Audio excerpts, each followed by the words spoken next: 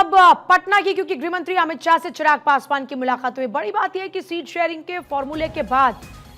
प्रत्याशियों के ऐलान के बाद ये मुलाकात बहुत अहम है और ये पहली मुलाकात है। हम बड़ी जीत की ओर बढ़ रहे हैं, एनडीए में सब कुछ ठीक चल रहा है, ये संदेश देने की कोशिशें लगातार की जा रही हैं। इस बीच अमित शाह, जो कि बीजेपी के चाणक्य कहे जाते हैं, अमित शाह के पहुंचने के बाद बीजेपी में, एनडीए कुनबे में जो भी गतिरोध हो, जो भी समस्याएं हो, उन पर फुल स्टॉप लग जाता है, या यूं कहिए कि उनका दी एंड हो जाता है। तो क्या इस मुलाकात के बाद ये माने निकाले जाएं कि जो भी गतिरोध की बातें एनडीए कुनबे में सामने आ रही थी, उन सब पर फुल स्टॉप है? ये चिराग पासवान कह रहे हैं कि हम जीत की ओर आगे बढ़ रहे हैं, एनडीए गठबंधन साथ है, महागठबंधन में सिर्फ फुटबल है, हम फिर से 100% स्ट्राइक रेट देंगे। आरजेडी कांग्रेस के राज में केवल जंगल राज था, विपक्षियों पर जहां एक तरफ हमला बोलते हैं तो वहीं अपने संगी साथियों की जीत का भरोसा भी देते हैं। चिराग पासवान ने इस मुलाकात के बाद एक बार क्या कुछ कहा, वो सुन लेते हैं।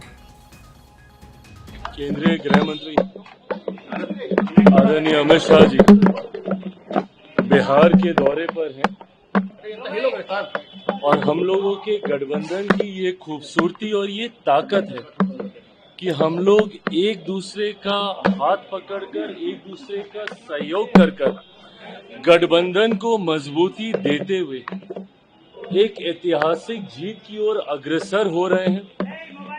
ताकि उस विकसित बिहार का निर्माण कर सकें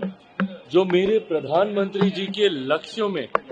2047 तक जब भारत एक विकसित देश बने तो उसमें बिहार सबसे विकसित राज्यों में हो, ये प्राथमिकता मेरे प्रधानमंत्री की रही है। तीसरी बार सरकार बनने के बाद जिस तरीके से प्रधानमंत्री जी साल भर के भीतर 11 बार बिहार आ चुके हैं, ये दर्शाता है कि उनकी प्राथमिकता में किस तरीके से बिहार और बिहारी हैं।